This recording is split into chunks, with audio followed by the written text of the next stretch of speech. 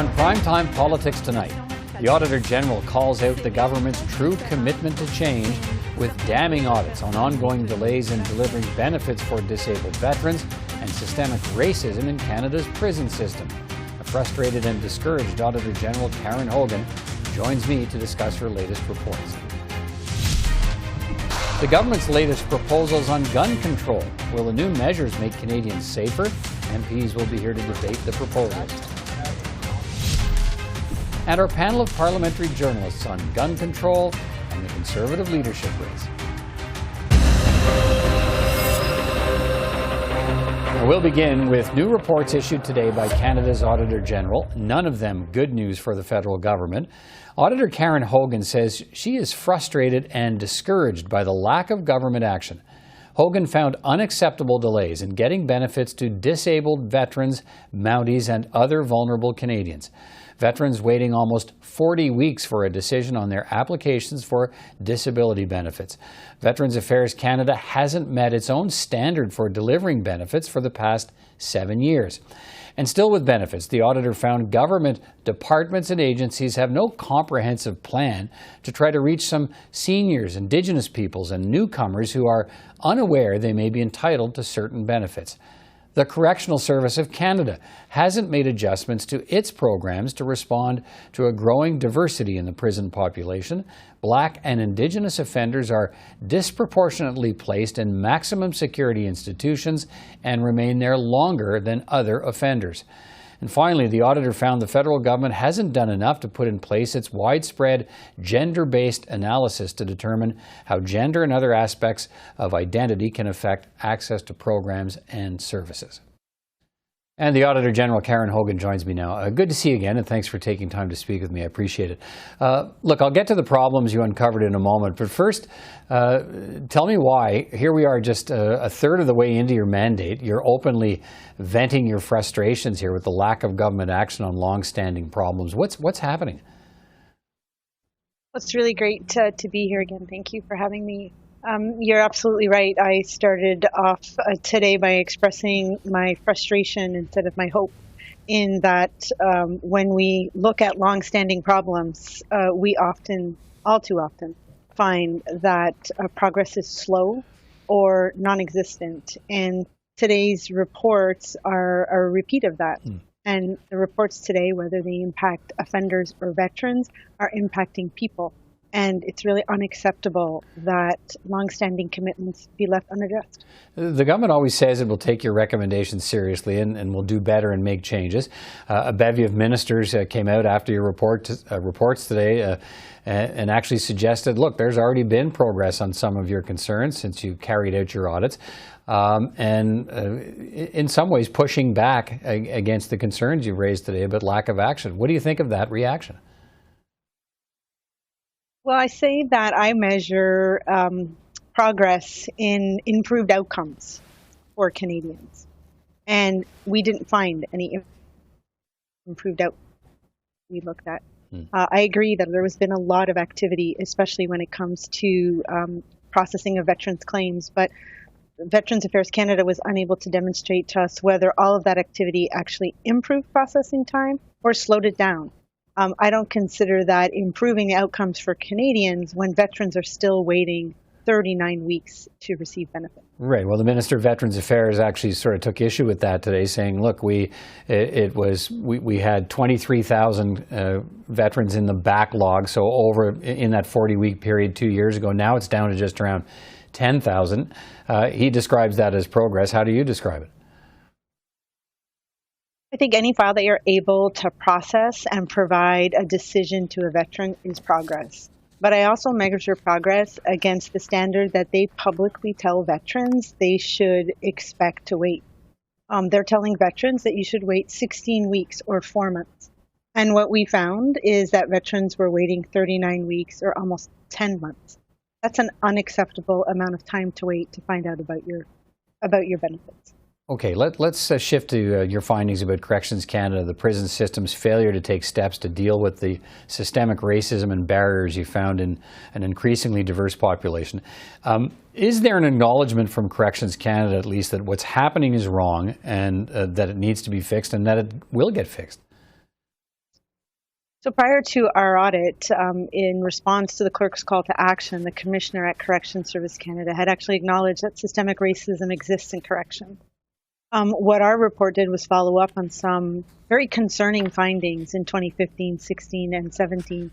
And we found that progress hadn't been made on those findings. And in fact, in some cases, the outcome of offenders had worsened. For example, especially Black and Indigenous offenders who are placed in maximum security institutions at twice the rate of other offenders. The Minister of Public Safety, again, responded today saying, look, he's on it. New programs are being implemented. He's creating a deputy commissioner to look specifically at Indigenous incarceration, how to change that. Basically saying, we're going to get this right this time. How much faith do you have that real change is on the near horizon? Well, I'm hopeful for Black and Indigenous offenders that real change is on the horizon. What we had seen is that the tools and the processes have existed for decades and that they need to be revalidated or even dramatically changed in order to adjust to the change in the diversity of the offender population. And when you sit back and look at the outcomes and you find differences along the lines of race or ethnicity, it's clear that those tools are not as neutral as they should be. If I can say so, I mean, there's an overall theme, I think, to your reports today and to the comments you're making today and some of the things you've said that, the really, vulnerable populations we know, women we know, are high on the government's list of priorities, but the actions to deliver change, you would suggest, are failing those groups. So do you believe the promises of change are really serious, and where should we look to demonstrate that seriousness? Well, you're right. Our reports today highlight that certain vulnerable groups, whether they be women or Black and Indigenous offenders or vulnerable populations trying to access benefits, or veterans, where we saw that women, Francophone, and RCMP veterans were waiting even longer than the average veteran to receive benefits, is actually unacceptable. So, is the promise a good one? I really hope so, because I expect better from the government, and I think all Canadians expect better from their government. All right. Auditor General Karen Hogan, always good to talk to you. Thanks again for speaking with me tonight. Take care. Thanks, you too. Well, here's part of the government's response to the AG's report today. We know we've got a long way to go. That's one of the reasons why I created or have instructed that we create this new position of the Deputy Commissioner for Indigenous Affairs so that we can respond to the call to justice, so that channeled through this office, we're making the progress that we need to make. When it comes to, has this government done enough? Has this government approached things from a feminist lens? Absolutely. Absolutely. Women are a huge part. That intersectional word again. Black, Indigenous, 2S LGBTQIA+ are a huge part of what we do, and this is an all-of-government approach. Well, lots more questions in the House of Commons today in the wake of the sweeping new gun control proposals introduced by the federal government. The Prime Minister was pressed about how the measures will make Canadians safer. The proposals include a freeze on the sale, importation, and transferring of handguns, but not a total ban. There are powers to remove firearms from domestic abusers, red flags that would allow courts to remove firearms from people considered a danger to themselves or to others, and a crackdown on gun smuggling and trafficking. Yesterday, Mr. Speaker, we saw Liberals engage in a game of smoke and mirrors. On one hand, they're banning handguns. On the other hand, they're pushing through Bill C-5, which tells criminals, don't worry. If you're convicted of a gun crime, you just hang out at home for your sentence. This is not keeping communities safe, and it is not reassuring to moms and dads who are worried about their kids. So, will the Prime Minister get serious about keeping vulnerable communities safe, scrap Bill C-5, and legislate tough penalties for gun criminals? Honourable Prime Minister.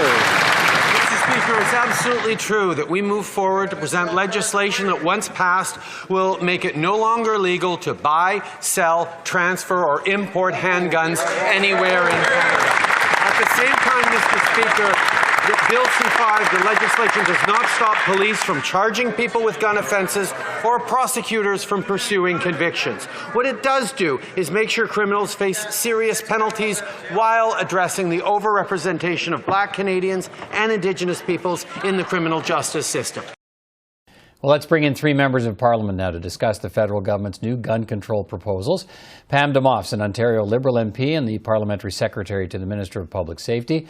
Raquel Dancho is a Manitoba Conservative MP and her party's critic for public safety. And Alistair MacGregor is a BC New Democrat and his party's public safety critic. Good to see you all. Pam Damoff, the whole purpose of gun control measures is to make Canadians safer. How will this bill do that? Well, there's a number of measures in the bill, including a national freeze on handguns, ensuring that firearms are removed in situations of domestic violence. And in situations with restraining orders, we're giving law enforcement additional tools to be able to investigate firearms crimes, as well as increasing penalties for certain firearms-related activities. And taken as a whole, this is probably the most comprehensive measures that have been taken in a generation, and it's the result of listening to Canadians. Okay, go ahead. No, sorry. We're going to drill down on some of those things that you mentioned as we go along here. But let me bring in Raquel Dancho. What's your party's assessment? What's your assessment of these measures? Do they go at least some way in making Canadians safer? That's the whole purpose. No, they do not. It was quite a disappointing announcement, actually. I think Canadians are quite concerned about the rising gun violence that we've seen over the past 7 years that Justin Trudeau has been our prime minister. Their record so far has been failure.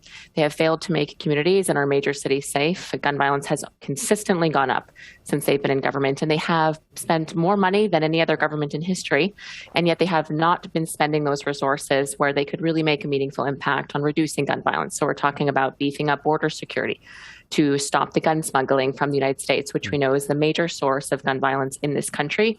Gangs smuggle in guns from the U.S. and use them in Toronto in violent crime. We also know that police resources are incredibly strapped, which really impacts their ability to tackle guns and gang issues in our cities as well. We also do believe that grassroots anti-gang community organizations should be heavily invested in. That's how we can divert youth from leading a life of crime in the first place. So none of those things were addressed in yesterday's announcement. Mr. MacGregor, what's your view of whether these measures will make Canadians safer? Well, I think it's important to remember that, gun crime is an incredibly complex problem. It is the result of many different factors, and it's not going to be solved by itself by a piece of legislation. It's going to require a whole host of things working together. What I will say is that, many Canadians are looking south of the border at what happened in Buffalo, at what happened in Texas. Many communities do not feel safe. There has been a rise in gun crime. But, the Liberals in the previous Parliament introduced a Bill C-21. They let it sit for a while, and then there was an unnecessary election. Now we have the reincarnated Bill C-21. So I just want to be sure that if we're actually going to be serious about tackling this problem, that the Liberals are going to actually devote some parliamentary resources to this so that we can go ahead with a study, that we can bring forward witnesses, because it's not going to be just C-21 by itself. There's a whole host of other things that need to be included, and that's what we're going to be fighting for. Pam Damoff, as alluded to by Raquel Dancho, most of the handguns used in crimes in this country are smuggled in through the United States. So how does putting a freeze on legal sales and ownership prevent that from happening? Well, first I'll say I agree with everything that my Conservative colleagues said, and that's why we're doing all of that. We're investing in communities with the $250 million Building Safer Communities Fund.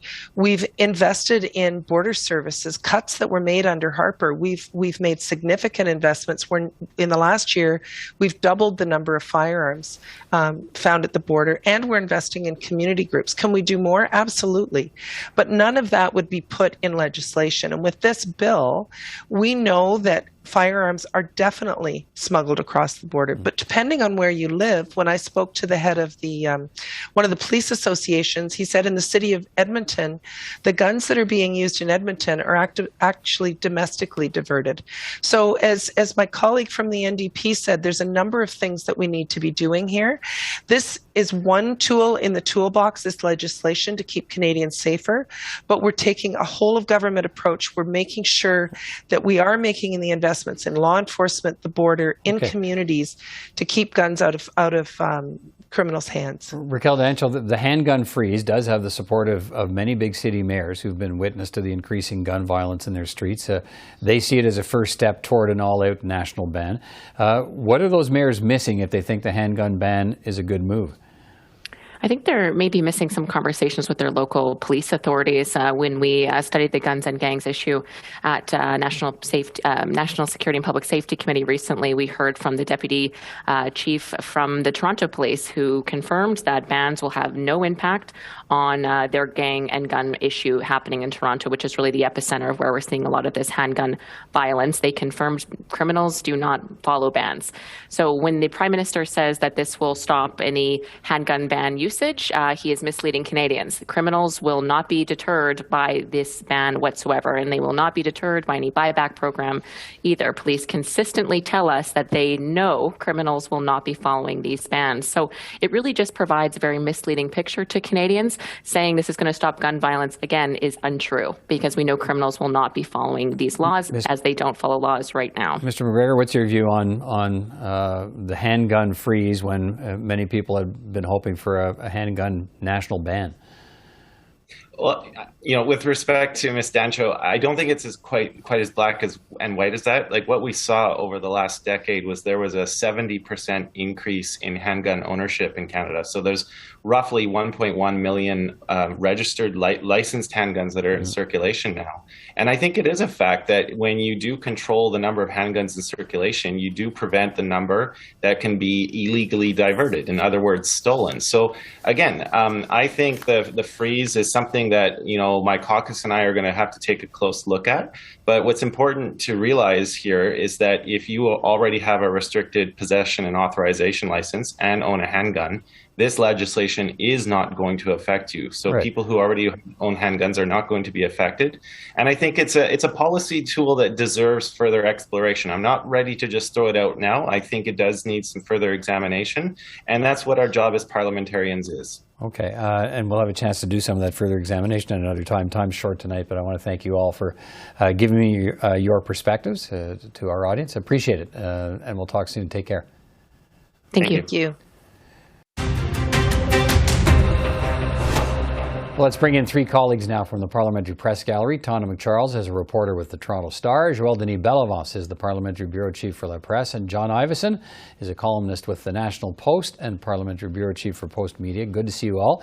Tonda, let's talk about the new gun control proposals from the federal government. The Prime Minister couldn't convince the provinces and municipalities to invoke a handgun ban, so he's come up with a handgun freeze. And what's the line you think the Prime Minister is trying to walk with these measures, and claiming he isn't after law-abiding gun owners, but just trying to curb down on gun crime? Well, that is the line he's trying to walk, to say to legal handgun owners in the country right now, he's not out to confiscate their weapons. But look, earlier today after Cabinet met, I spoke to the Public Safety Minister, Marco Mendicino, and asked him about what about the $1 billion you'd set aside for the provincial and or municipal handgun bans. And he said, oh, well, all options are still on the table. And so when we tried to clarify that, he actually said, yes, they have not taken the idea that if a province or a municipality wants to ban handguns in their jurisdiction, that's still open. That seems to be a very confusing message right now, because the fact is that creates the patchwork that the gun control advocates didn't want.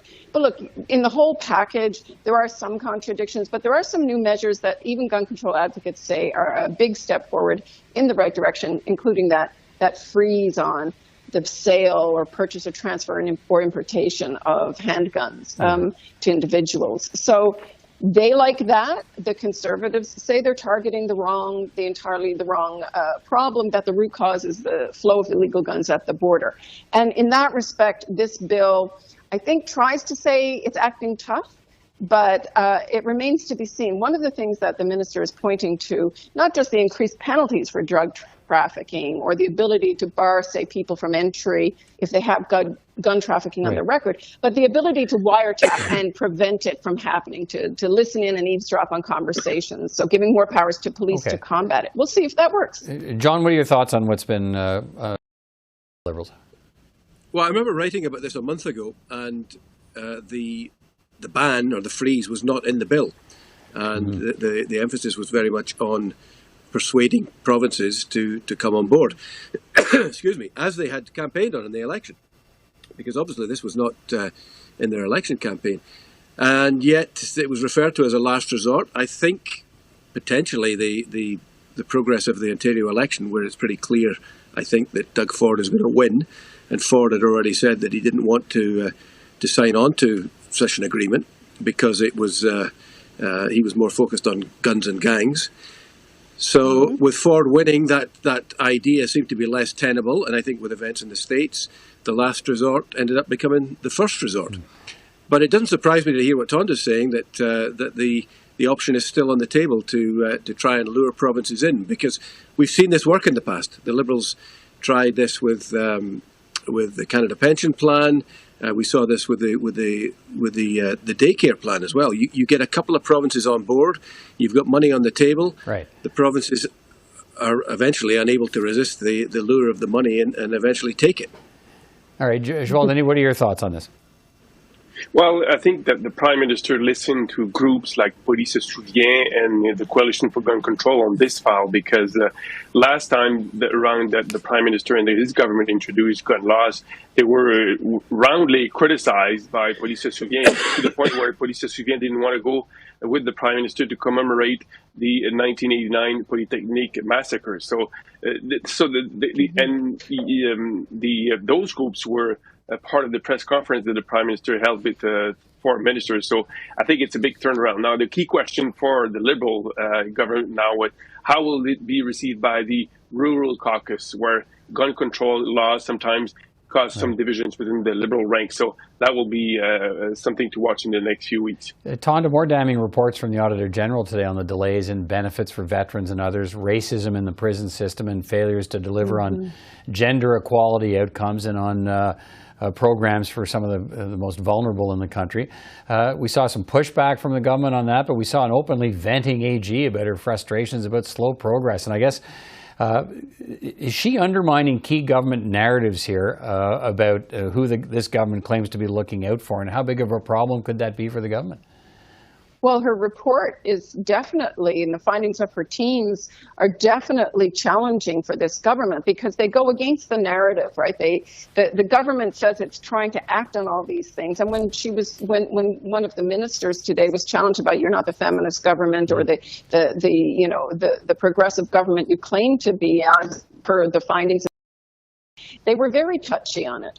But I think what is also a good takeaway from these reports is that this government is very good at talk and faces the same challenges that lots of governments do on action and implementing and execution of promised action. You know, it's very much a follow-on, I think, this package of auditor reports to the report we saw from Louise Arbour yesterday, right? Wasn't it? She said the government is literally successive ministers are sitting on hundreds of recommendations for change. Implementing change is the really tough and challenging part, and it's hard to disagree with her when they've got facts and figures to put forward. John, how do you see this? Yeah, I think that there's a commonality which seems to be emerging across a whole bunch of areas. Now, I'm writing today about the fact that the vaccine mandates have been extended for travellers for another month, during tourism week. And it just seems to me that the government is either, not listening, or it doesn't care anymore. It's got to a stage in its life where the things that it got elected on are no longer apparently important to it. They got elected on improving services and benefits for veterans, and yet, they apparently, even the department says for the past 7 years it hasn't lived up to its own targets. Passports. We saw that yesterday. The government claims, well, there's a surge in demand. People suddenly all of a sudden all wanted passports. Well, the number of people wanting passports is no greater than any normal year pre-pandemic. So the service levels that all governments are required to live up to are not being lived up to by a government that is now in the 7th year of its mandate. Okay, Joël-Denis, I'm going to quickly move to another subject here as time runs out. We got the close of the Conservative leadership race in terms of membership sales this Friday, and I guess the question remains, what are you looking for in those membership sales numbers? And it's still back to that question, is Pierre Poilievre like the sort of unstoppable train here still? Well, Mr. Poilievre is still the presumed frontrunner in this race, and we'll see how many membership cards each camps have sold, and whether the 3 debates we saw over the last a month, whether those debates influence the number of cards that were sold for memberships. So that's an interesting, and we've seen polls that should be worrisome for Mr. Poilievre. Yes, he's still in front. The other candidates have to do some catching up, but some people who bought Conservative membership cards to vote for him have switched their minds since the debates were held. So how deep is that factor? That remains to be seen, but it will be an indication of the strength of all the camps with the membership card sale ending this week. Tonda, got 30 seconds each for you and John here. What are you watching for when these numbers come out? Yeah, I don't know if we'll get it right away, but, fascinating to watch where the breakdown in support will come from, where they've sold their memberships, and, that's the kind of thing we don't necessarily hear right away. Has any candidate mobilized particularly one faction or another, say the gun rights lobby group or, social conservatives, if they've pooled behind any one candidate or another? John, what are you watching for? Well, Patrick Brown is a dark horse. I think we should keep an eye on him. Leslyn Lewis, the Campaign Life folks came out today and said, recommended to their advocates, support Lewis and second Poilievre. And I'd always wondered where Poilievre was going to get his second ballot support from. Well, I guess it's going to be from Lewis's supporters if she falls off the ballot. All right, we'll watch and see what happens. Thank you all for your time tonight. Take care. Thanks, Peter. Thank you. And that's all for another edition of Primetime Politics on CPAC. I'm Peter Van Dusen from all of us here at CPAC. Thanks for watching. We'll see you next time.